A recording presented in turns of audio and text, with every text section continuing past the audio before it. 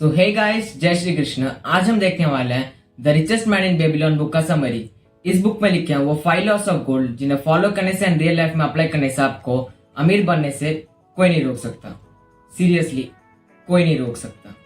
इस बुक में लिखा है बेबीलोन का सबसे अमीर आदमी अर्कत की कहानी, जो पहले एक स्क्राइब हुआ करता था, वो कैसे बेबीलोन जो अपने समय का सबसे वेल्थिएस्ट सिटी माना जाता था, उसका सबसे अमीर आदमी बनता है। इस बुक में लिखा है दबासिर की कहानी, जो एक स्लेव हुआ करता था, वह बाद में कैसे एक अमीर कैमल ट्रेडर बनता है। और बेबीलोन के गोल्ड लेंडर मेथन आपको सिखाएंगे कि आपका गोल्ड यानी कि आज के डेट का पैसा को कैसे सेफली इन्वेस्ट करना है। और तो और अर्कत ने यह जानने के लिए कि उसका बेटा उसका वेल्थ को इनहेरिट करने के लायक है या नहीं, ये जानने के लिए क्या किया था। चिंता मत करो, इस बुक में सिर्फ लोगों की कहानियों के बारे में नहीं लिखा हुआ है, बल्कि द 5 लॉस ऑफ गोल्ड से लेके the 7 cures for a lean purse और the goddess of good luck को अपनी लाइफ में कैसे अट्रैक्ट करना है, इसके बारे में भी लिखा हुआ है। अभी मजा आएगा ना भिड़ो। तो बिना किसी देरी के वीडियो शुरू करते हैं। बेबीलोन दुनिया के ओल्डेस्ट सिविलाइजेशन में से एक है, जो आज से 4000 से लेके 8000 साल पहले एग्जिस्टेंस में था। एंड इसके जो कैरेक्टर्स है वो भी उसी टाइम पीरियड से बिलोंग करते हैं। तो अगर आप सोचे इस बुक में जो लिखे हुए फैक्ट्स एंड रूल्स है वो भी उसी टाइम से हैं, तो फिर वो आज कैसे काम आएंगे। पर इसके जो रूल्स है वो यूनिवर्सल, यानी कि आज से 8000 साल पहले भी वो रिलेवेंट थे और आज से 8000 साल बाद भी वो रिलेवेंट होंगे। अच्छा, हमको सिखा रिया है। और वैसे भी आज से 8000 साल बाद ना तुम रहोगे, ना मैं रहूंगा, ना ही यूट्यूब, तो फिर ये देखने वाला होगा ही कौन। बहुत तेज हो रहा है बहुत। लेकिन आज की डेट में ये बुक अभी भी रिलेवेंट है एंड इसकी बातें को अप्लाई करने से आप अभी भी अमीर बन सकते हैं। तो कहानी की शुरुआत होती है बांसिर से, जो बेबीलोन पे ही रहने वाला होता है। वो अपनी लाइफ से बिल्कुल खुश नहीं होता है। क्यों? क्योंकि उसकी जो कमाई है उसके खर्चों से भी कम होती है, यानी कि उसकी जो कमाई है उसमें उसके खर्चे फिट नहीं होते थे। तभी उसे पीछे से कुछ आवाज आती है एंड वो पीछे देखता है तो उसका दोस्त कोबी आया होता है। तब कोबी उसे कुछ पैसे मांगता है, तो बांसिर कहता है कि मेरे पास खुद ही नहीं है, मैं क्या तुम्हें दूं। मुझे एक बर्फ का गोला खिलाओ ना। फिर से आ गए रे बाबा, इधर जहर खाने का पैसा नहीं है तो जा रे। एंड इसी के साथ वो डिस्कस करने लग जाते हैं वो लोग इतने गरीब क्यों हैं। एंड कोबी बोलता है कि शायद हमें जो लोग अमीर है उनसे ये जाके जानना चाहिए, पूछना चाहिए वो कैसे अमीर बने। एंड उन्होंने जो किया वो सेम हमें भी करना चाहिए। उसी दिन कोबी को अर्कत दिखा था। अर्कत जो उन्हीं के साथ पढ़ा था, खेला था एक ही स्कूल में, और ना ही उनसे किसी चीज में भी अच्छा था या आगे था, वो कैसे बेबीलोन सबसे अमीर आदमी बन गया एंड वो लोग कैसे पीछे छूट गए, ये सोच रहा था। कोबी जब सुबह अर्कत से मिला था, उसने अर्कत को अपने तरफ से हाई दिखाया, यानी कि उससे ग्रीट किया। तो अर्कत भी एक बहुत अच्छा इंसान था, वो भी उसे ग्रीट बैक करता है।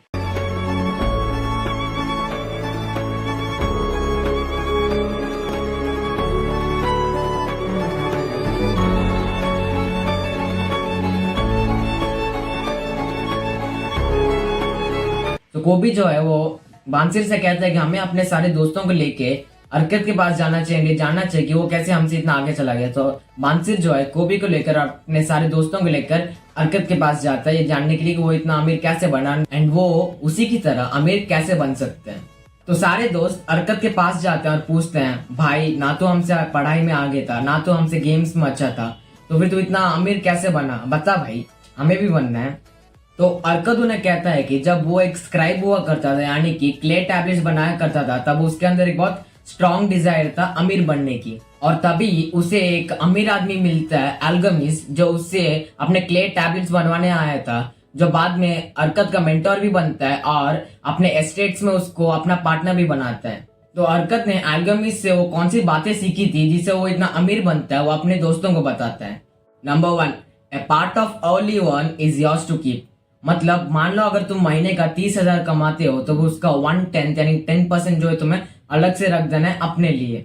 अब तुम सोचोगे कि जो 30,000 वो पूरा तो तुम्हारा ही है, लेकिन वो वैसा नहीं होता है। वो जो 30,000 है वो तुम पूरा अपने खर्चे उठाने में लगा देते हो, यानी कि लाइट बिल हो सकता है या फिर गैस बिल हो सकता है, वाटर बिल हो सकता है, रूम रेंट होता है, घर के सारे छोटे बड़े खर्चे। लेकिन उसमें से तुम्हें कितना मिलता है? कुछ नहीं ना। तो तुम्हें क्या करना है, तो अपने जितना भी सैलरी है या पैसा तुम्हें मिलता है महीने में, जैसे मैंने बोला 30,000, उसका 10% यानी कि 3,000 तुम अलग से रख देना। और जब बाकी पैसे बचते हैं 27,000 या फिर तुम्हारी जो भी सैलरी है उसमें से तुम्हें जो है उसमें से अपने खर्चे उठाने हैं। जो 10% तुमने बचाया तुम्हें उसे छूना भी नहीं है। अब तुम पूछोगे कि हमारी जो अभी का सैलरी है या फिर हमें महीने भर में जितना पैसा मिलता है उतने में अगर हम अपना खर्चे नहीं उठा पाते हैं तो उसमें से 10% काट के हम कैसे उठाएं। अब देखो, अब वो तो तुम्हारे ऊपर डिपेंडेंट होता है, लेकिन जो फर्स्ट स्टेप है वो यही है। अभी तुम्हें वो जो पैसे हैं वो तुम्हें सैलरी के तौर पे काम करके मिल रहे हैं या फिर पॉकेट मनी के तौर पे मिल रहे हैं, वो एक अलग बात है। ऑफकोर्स अभी 30-40 हजार का पॉकेट मनी कौन देता है यार? नहीं, कुछ लोग देते हैं, 1000 क्या लाखों में भी देते हैं। लेकिन एक बार जब तुम ट्राई करोगे ना, तुम्हें खुद ये पता चलेगा कि अगर हम ट्राई करें तो फिर वो 10% को साइड में रखकर भी जो बचा हुआ 90% है उससे आप महीने भर का खर्चा उठा सकते हैं अगर आप दिल से ट्राई करें तो। Number 2, make your money work for you. मतलब आपने अभी जो 10% बचाया है महीने भर का, ऐसे ही 10% जो आपको साल भर हर महीने बचाते रहना है, एंड उसके बाद आपको जो ये पैसा है वो एक अच्छी जगह पे इन्वेस्ट करना है। Number 3, protect your principal amount. यानी कि आप जहां पर भी इन्वेस्ट करें, अगर आपको उसमें से अच्छे रिटर्न्स मिल रहे हैं या नहीं मिल रहे हैं, या फिर रिटर्न्स ही नहीं मिल रहे हैं, ऐसी जगहों पे इन्वेस्ट करो कि आपको जो प्रिंसिपल अमाउंट यानी कि आपने जितना इन्वेस्ट किया है वो तो एटलीस्ट आपको वापस मिल जाए। अब हरकत की सारी बातें सुनकर बांसिर को भी और उनके सारे दोस्त जो है हरकत को थैंक यू बोल के एंड चले जाते हैं। एंड कुछ साल बाद ये रियलाइज करते हैं कि हरकत की सारी बातें मानने से एंड उन्हें फॉलो करने से वो कुछ सालों में ही कितने जल्दी अमीर बन चुके हैं। चलो अभी देखते हैं the 7 cures for a lean purse. मतलब अभी जो आपको पिछला प्रॉब्लम था कि हम तो उतना कमाते ही नहीं जिसमें से हम 10% बचा है, तो फिर देखो अगर 10% जितना कमाते हो उसे नहीं बचा पाते हो तो उसका सिंपल सोल्यूशन क्या है? अभी जितना कमाते हो उसे अभी ज्यादा कमाओ। तो उसी के लिए the 7 cures for a lean purse. तो सबसे पहले द 7th क्योर है increase your ability to earn. 1 minute, अभी आप सोचोगे कि मैं पहले 6 क्योर्स को छोड़ के सीधा 7th क्योर में क्यों चला गया, तो रुको जरा, सबर करो। तो 7th क्योर में लिखा है कि अपने पैसे कमाने की एबिलिटी को बढ़ाओ। मतलब ये कि आप जिस भी फील्ड में काम करते हैं उसमें आप या तो स्टडी करके अपने एक्सपर्टीज को और ज्यादा बढ़ा सकते हैं एंड उसी फील्ड में ज्यादा काम करके आप ज्यादा पैसे कमा सकते हैं, या फिर आपको जो एक्टिव इनकम है यानी कि आप अभी जो जिस चीज से पैसे कमा रहे हैं उसके अलावा भी किसी और चीज में अगर आपके स्किल्स है या फिर आपका नॉलेज है तो फिर आप वहां पर जाके पैसिव इनकम कमा सकते हैं। यानी कि एक नहीं बल्कि 2 सोर्स ऑफ इनकम। ठीक है, या तो आप अपने जो अभी जो काम कर रहे हैं उसी में और ज्यादा नॉलेज और ज्यादा स्टडी के साथ ज्यादा एफिशिएंटली काम करके ज्यादा पैसा कमा सकते हैं, या फिर आप किसी और चीज में जिसमें आपका स्किल्स है उसमें पैसिव इनकम कमा के अपना एबिलिटी जो है अर्न करने का उसे बढ़ा सकते हैं। यानी कि 7th की और यही है कि increase your ability to earn. यानी अभी जितना कमा रहे हैं उससे ज्यादा कमाने के लिए आपका जो पैसे कमाने की एबिलिटी है, या तो जिस फील्ड में आप काम कर रहे हैं उसमें, या फिर एक पैसिव इनकम की सोर्स में दूसरे फील्ड में, उसमें अपने पैसे कमाने की जो एबिलिटी है उसे बढ़ाओ। अभी एक नया काम सीखने में या फिर अपने करंट काम में और ज्यादा एक्सपर्टीज लेने में और अपने करंट जॉब को मेंटेन करते हुए एक साइड हसल करने में टाइम जरूर लगता है, तो फिर तब तक आप क्या कर सकते हैं? उसके लिए क्योर नंबर 2 यानी कि कंट्रोल योर एक्सपेंडिचर। अभी सच बताने की तुम महीने भर में जितना कमाते हो उसमें से कितना तुम अपनी जरूरतों पे खर्च करते हो और कितना अपने शौक पे। अब देखो हर किसी की अपनी अपनी जरूरतें होती है, लेकिन कुछ जरूरतें ऐसे होती हैं जो हर किसी में कॉमन होती है, जैसे कि रोटी, कपड़ा एंड मकान। जैसे कि घर में दाल चावल आटा सब बराबर आ रहा है कि नहीं, या फिर तुम जब कपड़े पहनते हो ज्यादा फैशनेबल ना हो, कभी एक लेवल तक ठीक होते हैं वैसे, और बाकी जो घर में आने वाले रोज की जरूरत वाली चीजें होती हैं जैसे कि टूथपेस्ट, टूथब्रश या फिर बर्तन या फिर साबुन, शैम्पू एक्सेट्रा।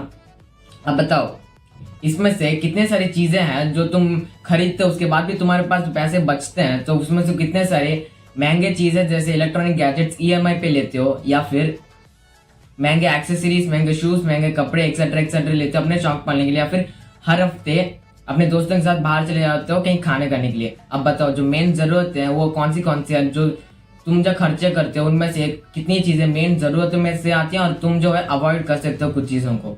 तो कंट्रोल एक्सपेंडिचर का मतलब यही होता है, तुम्हारी जो नीड्स है, जरूरत है वहां पर खर्च करो, और जो बाकी चीजें होती है यानी कि सिंपल भाषा में फालतू खर्चे उन्हें अवॉइड करो। अब देखो मैं किसी के फीलिंग्स हर्ट नहीं करना चाहता, क्योंकि बहुत सारे लोग होते हैं जो घर से दूर रहते हैं और वो जो है जितना कमाते हैं उसमें से बहुत सारे एक बड़ा पार्ट अपने घर में भेज देते हैं अपने घर चलाने के लिए, यानी कि दूध उनका जो नेटिव एरिया होता है वहां पर, एंड खुद जो है कम पैसे में चलते हैं। तो वो लोग जो है वो तब तक वेट कर सकते हैं जब तक उनका पैसिव इनकम आना शुरू नहीं हो जाता, लेकिन जिनका नॉर्मली अपने घर में रहता है उनका ठीक ठाक चल जाता है, उन्हें अपनी जरूरतों को इंपॉर्टेंस देना और अपने जो बाकी चीजें हैं यानी फालतू खर्चे उन्हें अवॉइड करना है। तो अभी आता है क्या नंबर 1 यानी कि इंक्रीज योर बैंक बैलेंस।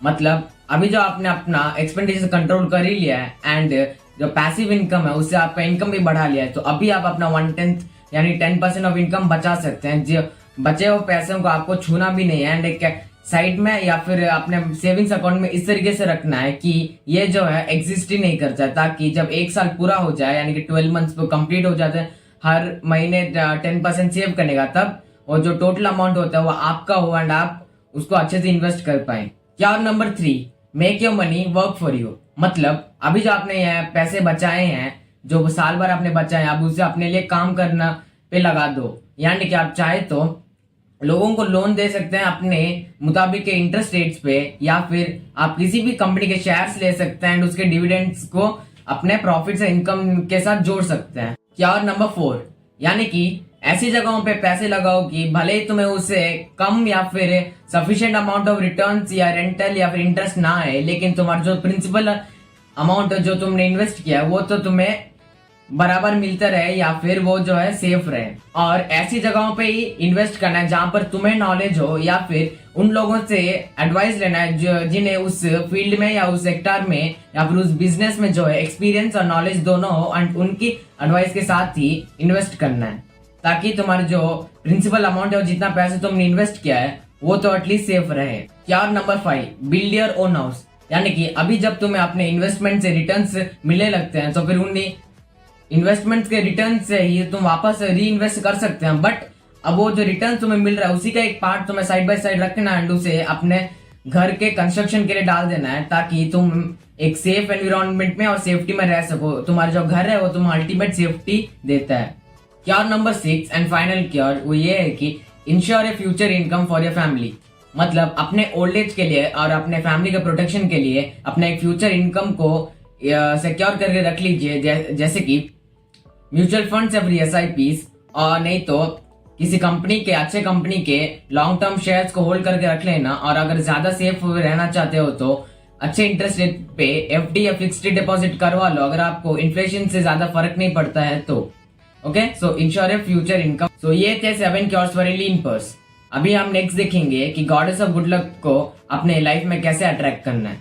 अब ये गॉडेस ऑफ गुड लक है कौन और उन्हें हम अपनी जिंदगी में अट्रैक्ट कैसे कर सकते हैं? तो गॉडेस ऑफ गुड लक और कोई नहीं बल्कि अपॉर्चुनिटी है। ऐसे कितनी बार होता है कि अपॉर्चुनिटी खुद चल के आपके पास आती हो पैसे कमाने के लिए, लेकिन आप कहते हो कि आज मूड नहीं कर रहा, इसे कल देखते हैं इस काम को। अभी क्या है, अभी मैं फोन उठाकर थोड़ा इंस्टाग्राम पे रिलैक्स करता हूँ, स्क्रॉल करता हूँ, यूट्यूब पर कोई कॉमेडी वीडियो देख लेता हूँ। और इसी तरह वो जो अपॉर्चुनिटी है वो बाद में चला जाता है एंड बाद में आपको रिग्रेट होता है कि काश हमने वो काम पहले कर लिया होता। मैं भी इस चीज से बहुत रिलेट करता हूँ और मैं जानता हूँ कि आप भी इस चीज से बहुत रिलेट कर पाते हो कि कितनी बार ऐसे अपॉर्चुनिटी आपके पास आती है लेकिन फिर भी आप उसे टाल देते हैं कि बाद में करेंगे या फिर सोच के करेंगे करके आप छोड़ देते हैं। ऑफकोर्स आपको एक सेफ्टी मेंटेन करना पड़ता है कि पहले जांच पड़ताल कर लेते हैं क्या ये सेफ है कि नहीं, क्योंकि पैसे इन्वेस्ट करना होता है या फिर काम करने के बाद आपको रिटर्न मिलेगा कि नहीं कुछ। लेकिन फिर भी कितनी बार ऐसे होता है कि अपॉर्चुनिटी आपको मिलता है आप उसे गवा देते हैं। एंड इसीलिए the richest man in Babylon में लिखा है कि the man of action are favoured by the goddess of good luck. यानी कि जो मैन यानी आप अगर एक्शन लेते हैं तो फिर जो गॉडेस ऑफ गुड लक यानी अपॉर्चुनिटी आपको अपना फ्रूटफुल रिजल्ट्स एंड रिवॉर्ड देगी। तो इसका मतलब यह है कि अगली बार आपको जब भी अपॉर्चुनिटी मिले तो एक्शन लीजिए, प्रोक्रेस्टिनेशन ना कीजिए। एंड अगर आपको जो बिजनेस प्रपोजल है या फिर इन्वेस्टमेंट प्रपोजल है वो सेफ भी दिखता है एंड उसमें एक अच्छा खासा रिटर्न भी दिखता है तो फिर उसमें प्रोक्रेस्टिनेट ना करके तुरंत एक्शन लेके अपना काम करना चाहिए। ओके, सो इससे आपको सीखने को मिलता है कि the goddess of good luck is attracted by the man of action. यानी कि आप एक्शन लेंगे और अपॉर्चुनिटी को ग्रैब्स करेंगे तभी आपको जो है गुड लक मिलेगा, यानी कि अच्छे रिजल्ट्स एंड अच्छा अमाउंट ऑफ मनी मिलेगा। सो अभी हम देखेंगे उस टॉपिक के बारे में जिसके लिए बुक सबसे ज्यादा जाना जाता है, यानी कि द 5 लॉस ऑफ गोल्ड। सो अर्कत जो हमारी कहानी का मेन कैरेक्टर है वो अपने बेटे को गोल्ड से भरा एक बैग देके और एक क्ले टैबलेट जिसमें सारे 5 लॉस ऑफ गोल्ड लिखे हैं वो देखकर उसे एक चैलेंज देता है कि अगर तुम इन रिसोर्सेस के साथ अमीर बन के वापस आते हो तो फिर मैं तुम्हें अपने सारा वेल्थ जो है दे दूंगा। तो अर्कत का बेटा जो होता है नोमासिर वो गोल्ड से भरा बैग और क्ले टैबलेट्स को लेकर नीनेवे नाम के एक नए शहर में जाता है। तो आपको क्या लगता है कि बेटा जाएगा, अमीर बन जाएगा एंड उसके जो पापा है वो उसका अपने सारी संपत्ति दे देंगे? नहीं यार, ये तो बस ट्रेलर है। पिक्चर अभी बाकी है। क्योंकि नोमासिर उस शहर में नया होता है, उसे उस शहर के बारे में कुछ पता नहीं होता है। तभी वो एक ग्रुप ऑफ लोगों से मिलता है जो उन्हें ये कहते हैं कि वो एक ऐसे घोड़े में अपना बेट लगा सकता है जो कभी नहीं हारता, लेकिन वो जो घोड़ा होता है वो बाद में हार जाता है। जो नोमासिर है वो अपने सारे पैसे गवा देता है। बाद में उसे ये पता चलता है कि उन लोगों ने उसे स्कैम कर दिया, क्योंकि वो ऐसे लोगों के पास जाके मिलते हैं, उन्हें कहते हैं कि इस घोड़े पे पैसे लगाओ, बाद में वो जब हार जाते हैं तो उनका पैसा जो है वो जो ग्रुप ऑफ लोग है उनसे ले लेता है, क्योंकि वो जो बेट होते हैं वो हार जाते हैं। ओ चूना लगा दिया। बाद में उसके तो बच्चे कुछ पैसे होते हैं, उससे वो एक दुकान खरीदता है, लेकिन दुकान चलाने का उसके पास कोई भी एक्सपीरियंस नहीं होता है। इस वजह से वो दुकान भी बाद में बंद हो जाता है। तभी नोमासिर को याद आता है कि उसके पास वो क्ले टैबलेट्स है जो उसके पापा अरकत ने दिया था, जिसमें द 5 लॉस ऑफ गोल्ड लिखा हुआ है, जिसे पढ़ने के बाद वो रियलाइज करता है कि उसकी गलतियां क्या थी एंड उसे ठीक करने के लिए क्या करना चाहिए और अमीर बनने के लिए क्या करना चाहिए। सो वो 5 लॉस ऑफ गोल्ड क्या है? So, सबसे पहले gold comes gladly and increasingly to the one who puts not less than 1/10 of his earnings to create an estate for him and his family. मतलब गोल्ड यानी कि आज के डेट का पैसा उस इंसान के पास आता है जो एटलीस्ट अपने इनकम का 1/10 जो है उसे साइड में रखता है एंड उससे अपने फैमिली के लिए एंड अपने लिए एक एस्टेट यानी कि घर बनाता है, जिससे उसे लॉन्ग टर्म में सिक्योरिटी एंड सेफ्टी मिलती है। जहां पर सिक्योरिटी एंड सेफ्टी होती है वहां पर गोल्ड यानी पैसा कॉन्स्टेंटली फ्लो होता रहता है। Number 2, gold works diligently for the wise owner who puts it in a profitable employment. यानी कि अपना पैसे को ऐसी जगह पे काम पे लगाओ कि वो आपको प्रॉफिटेबल एंड सेफ रिटर्न्स लाके दे। Number 3, gold clings to the wise owner who puts it in employment under the advice of men wise in handling it. मतलब गोल्ड उन्हीं लोगों के साथ रहता है जो उसे वाइस लोगों की एडवाइस पे इन्वेस्ट करता है, यानी कि उन लोगों की एडवाइस पे जो उसको हैंडल करने में एक्सपीरियंस भी रखते हैं एंड जानकारी भी रखते हैं, नॉलेजेबल भी होते हैं। Number 4, gold slips away from the man who invest it under the business he is not familiar with. मतलब पैसा उस इंसान के जेब से फिसल जाता है जो उसे उन जगहों पे उन बिजनेस पे इन्वेस्ट करता है जिसमें उसको जानकारी नहीं होती है। Number 5, gold flees from the man who invests it under impossible earnings or by the alluring advice of tricksters। मतलब ये कि 25 दिन में पैसा डबल। 25 दिन में पैसा डबल। जैसे स्कीमों पे भरोसा नहीं करना है और सिर्फ सेफ स्कीम्स पे और सेफ इन्वेस्टमेंट में ही इन्वेस्ट करना है। चलो मान लो कि किसी ने आपको आपके काम के लिए 5 लाख रुपए दिए हैं एंड आप सोचते हैं कि अब मैं इस पैसे को लेकर बहुत अमीर बनूंगा अच्छे से इन्वेस्ट करके, लेकिन तभी आपको आपकी बहन मिल जाती है जो आपसे वो 5 लाख रुपए मांगती है अपने पति के लिए, ताकि वो जो है अपना एक बिजनेस शुरू कर सके। लेकिन आपको जो है अपनी बहन के पति पे बिल्कुल विश्वास नहीं होता कि वो एक बिजनेस कर पाएगा और नहीं, लेकिन आपको जो है उन पैसों से खुद इन्वेस्ट करके खुद अमीर बनना होता है। तो फिर आप ऐसे सिचुएशन में करेंगे क्या? इसी सेम सिचुएशन में था रोडन, जो एक स्पीयर मेकर होता है एंड उसके स्पीयर के डिजाइन को देख के राजा बहुत खुश होता है एंड उससे 50 पीसेस ऑफ गोल्ड दे देता है एंड उसी के साथ ये सेम सिचुएशन होता है। तो फिर ये अपना सिचुएशन जो होता है उसको संभालने के लिए वो जाता है मेथन के पास, जो होता है बेबीलोन के गोल्ड लैंडर्स में से एक। तो जो मेथन है वो रोडन को एक कहानी सुनाता है एक किसान के बारे में जो जानवर की भाषा समझ पाता था। तो एक रात एक गधा और एक बैल बात कर रहे होते हैं। जो बैल है वो गधे से कहता है कि तुम कितने लकी हो, तुम्हें सिर्फ कभी कभी काम करना पड़ता है, तब जब किसान को कहीं जाना पड़ता है तुम्हें सिर्फ उसे उठा के एक जगह से दूसरी जगह ले जाना पड़ता है, लेकिन मुझे तो हर रोज काम करना पड़ता है, हर रोज जो हल है वो हल चलाना पड़ता है। तो जो गधा है वो जो बैल का दोस्त होता है वो बैल को कहता है कि एक दिन तुम बीमार होने का नाटक कर लो जिस वजह से तुम्हें काम नहीं करना पड़ेगा। एंड ये सारी बातें जो है वो किसान सुन लेता है। तो अगले दिन जब वो बैल बीमार होने का नाटक करता है, वो जो किसान है वो अपना दिमाग यूज करता है एंड उस बैल की जगह उस गधे को हल चलाने के लिए लगा देता है, जिस वजह से पूरा दिन उस गधे को हल चलाना पड़ता है उस बैल की जगह पर, जिस वजह से वो जो गधा है वो बैल से नाराज हो जाता है एंड उन दोनों के बीच जो दोस्ती है वो टूट जाती है।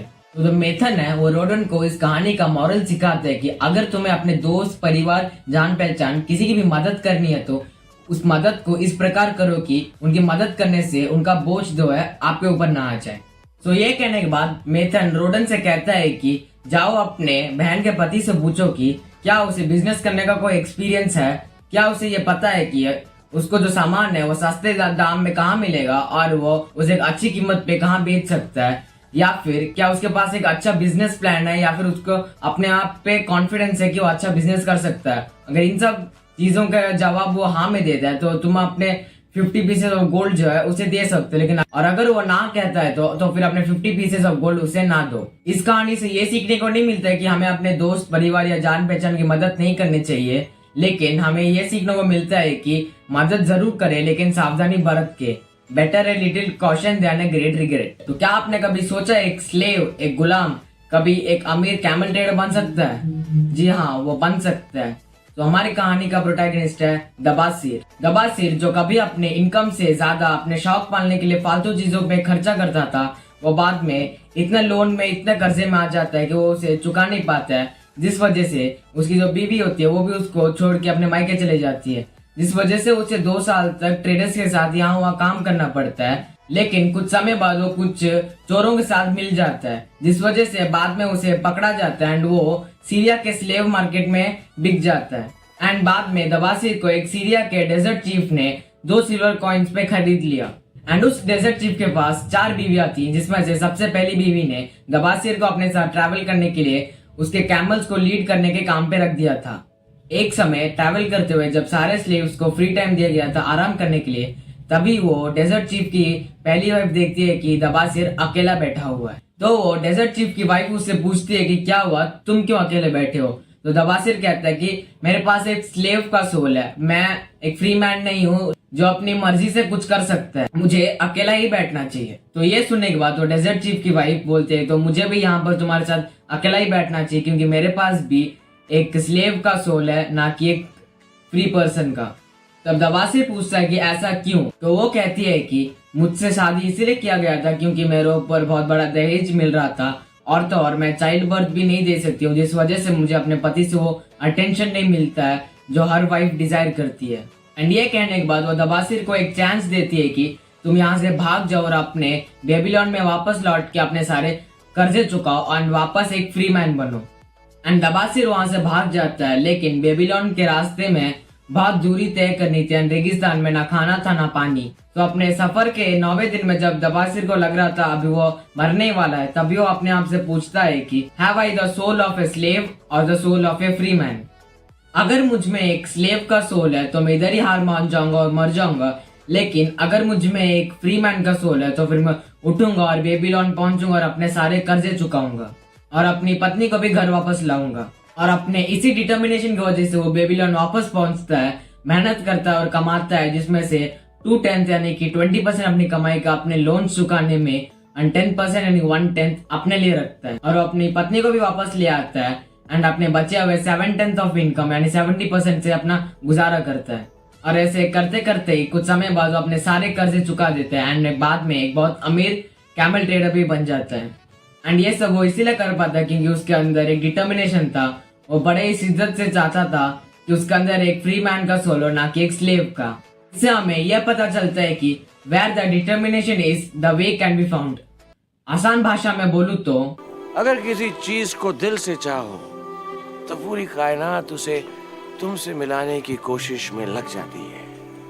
अगर आपके अंदर भी डिटर्मिनेशन है अमीर बनने की तो इस बुक को जरूर पढ़ें और इस बुक के सारे रूल्स को अपने लाइफ में अप्लाई भी करें। तो सब कुछ समराइज करें तो अपने कमाई का 1/10 अपने लिए रखिए, अपने एक्सपेंडिचर को, अपने खर्चों को अपने कंट्रोल में रखिए, उन बचाए हुए पैसों को इन्वेस्ट करें और ऐसी जगह इन्वेस्ट करें जहां पर आपकी जानकारी हो, और उन लोगों की एडवाइस लेके करें जो पैसे को हैंडल करने में वाइस और एक्सपीरियंस दोनों हो। एंड ये जरूर देखें कि आपके इन्वेस्ट किए हुए पैसे जो है उसका प्रिंसिपल अमाउंट सेफ है या नहीं। Till then keep learning, be happy, meet you in the next video. Radhe Radhe.